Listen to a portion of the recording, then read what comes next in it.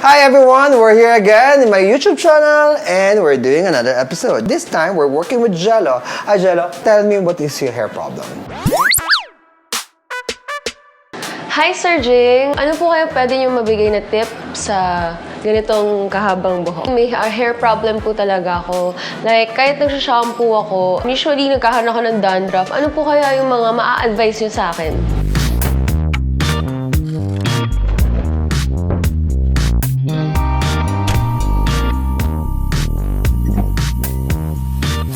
One of the cause of dry scalp are stress. When you're so stressed, makikita mo yung changes ng balat mo. Pag stress ka, lahat dry lang. Another cause is yon, hindi nawawash ng mabuti yung shampoo. Make sure you scrub your scalp but not too harsh. We were able to answer your dry scalp and then you became oily. A little oil on your scalp is good for your hair because that's the natural oil that protects your hair from damaging, from drying. So, pag medyo marami ng oil, like, best there is use a dry shampoo. How long do you have this hairstyle? Mga ilan years ka ng long hair?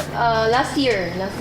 These are my normal questions with my clients every time I give a haircut. For me, keeping one hairstyle for a long time is boring. Di ba parang nakakasawa na all our pictures 10 years ago, pareho pa rin from ngayon. Di ba nagkaroon nga ng 10 years challenge. Try to reinvent. Celebrities, I change their look so often because depends on the character they're portraying. Why do you have long hair? What does it do for you? Mas okay sa tingin ko and mas yung confidence ko pag long hair. Pag long hair ka. What's your height? 5'2", 5'3". Actually, pag mahabang buhok mo and you're short, lalong nagbumukha maliit. I'm cutting your hair right on her collarbone. So this is the most in-demand hairstyle at the moment. The blonde cut, it's the hardest cut. Kasi lahat ang bob, kailangan lahat ang angled even. Kahit tumalikod ka, and you twist your head on the sides, you see the straight line. When you don't see the straight line, that means it's not a good cut.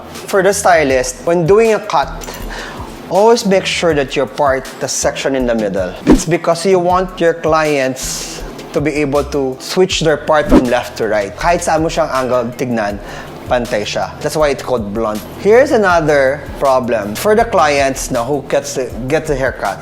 Never, ever cross your legs. Okay? Why? Once na mag-cross kayo ng legs, everything follows. Your head tilt, shoulder drops.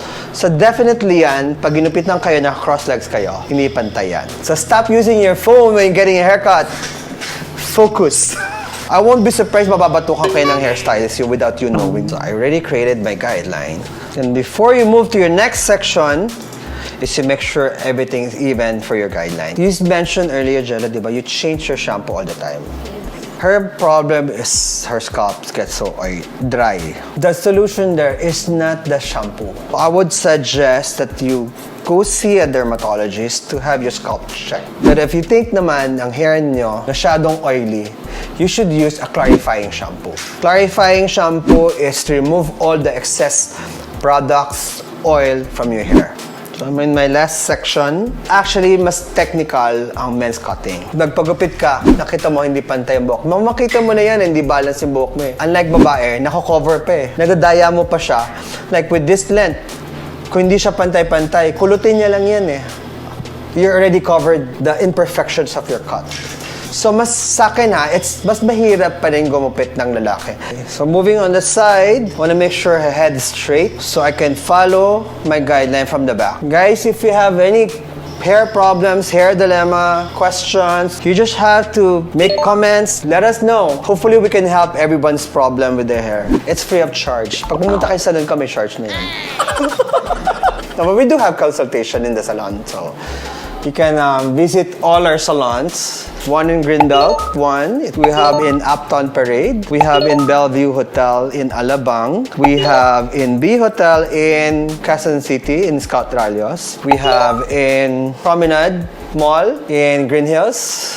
We also have a barber shop called M Barbers, and we also have one in Davao City. So if you're from Davao, we have in the Brisa Mall. So I'm going to the front section already. So I'm asking her to twist her head a little bit. So I'll make sure I'll get the line from the back to the side to the front.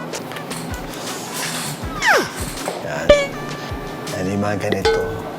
Yung mga kliyente nyo, pag ganyan, nakakatulong, patukan nyo. Yung tutulog, gumagano. No, but it's normal naman, syempre. Getting a haircut, it's also a therapy. That's why you come to the salon, is for you to relax. Check in the mirror. They're even. Make sure when she transfer her part on this side, it's still even. And when she put it on the other side, it's still even. Another thing kasi, di ba, sometimes napapansin natin yung hairline natin. Kung saan nyo parating hinahati yung buhok nyo, numinipis na, it's because nasasanay na masyado yung buhok nyo. But the best is you keep on changing your part every now and then, at least every month. Normally, saan ka naghahati? Dito, nag-middle ka. Yun. That's at least yun, nag-middle part siya. I'm gonna do a dry cutting. Nag-blower ka ba everyday? Hindi. But do you ever leave the house when your hair is still wet? Or always? Bad. Pag basa ang buhok mo, it attracts more bacteria. Saka ang pangit tignan sa babae. Yung, alam mo yung basa pa yung buhok, tapos nakikita mo yung watermark sa shirt nila. Ew! Pag nag-dryer, nakaka-dry ba siya rin? Depends, no? If you use heat protector or you're not so hot the air, then it's fine. Like this girl's Jella is jello. So lucky kasi straight ang hair niya. So, eto, I didn't use anything. This is what you're calling wash and wear. But her hair is straight. So, pag may weave kayo, you need to control your hair. Lines are straight, nice and smooth, connected, wala akong hole. So, I'm just gonna take some weight from under. Just creating a little layers on the crown area.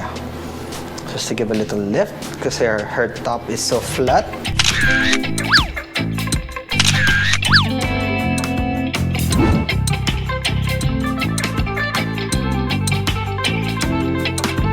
I'm gonna show you later on how to style this cut. For people who cuts hair, I hope we're able to help you how to create your blonde cut. Guys, I hope you learn a lot of how you're supposed to take care of your hair. Okay, I'll see you guys later. What we're trying to achieve with this look is unfinished curls. Kaya mong gawin? Sige nga? Okay. We'll ask you to do it para makita nyo. Thank you for watching. Don't forget to like, comment, and subscribe.